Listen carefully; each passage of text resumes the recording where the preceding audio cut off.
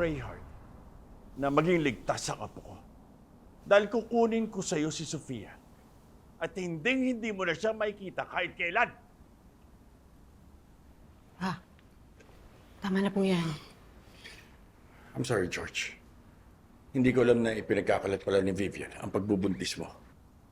There's nothing we can do about it anymore. Pero don't worry po, mag-iingat ako. Magpasalamat siya at wala siya dito. Pero hindi. Baka nasakal ko na siya. Lalo na ngayon na gusto kong pumatay ng tao. Bakit po, Sir Galvan? Galing sa laptop ni Basil ang video ng pagtulak kay Paco. At si Sam, sinabi niya kay Sergeant Royales na blinatmail siya ni Basil. Ano po? Oo, dinamay niya pa si Basil. Hayop na babae niyo? Sisiraan niya pa yung asawa ko? Ate, saan ka pupunta? Kay Samantha Castillo Palacios. Magtutuos kami ng babaeng yun. Ano ba kung anong impyerno yung dinanos ko dun sa kulungan, ha? Gabi-gabi akong binubugbog ng mga kriminal doon. Pinagtripan ako, pinaglaruan ako.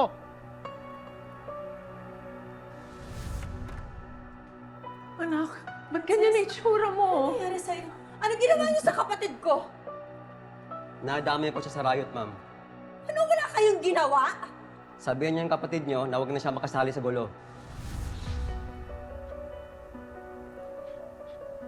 Pero wala akong magawa.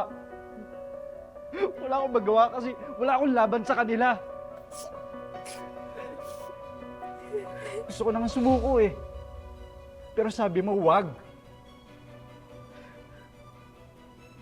Nangako ka sa akin na ilalabas mo ako.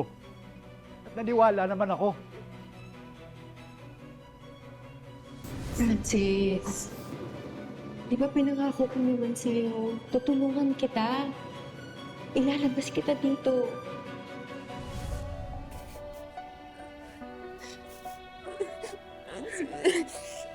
Tiniis ko lahat ng hirap.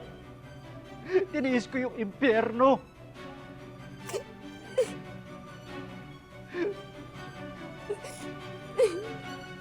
Dahil umasa ako sa pangako mo na ilalabas mo ako. Ginawa mo naman. Ginawa mo. Pero dapat lang pala. Dapat lang! Kasi ikaw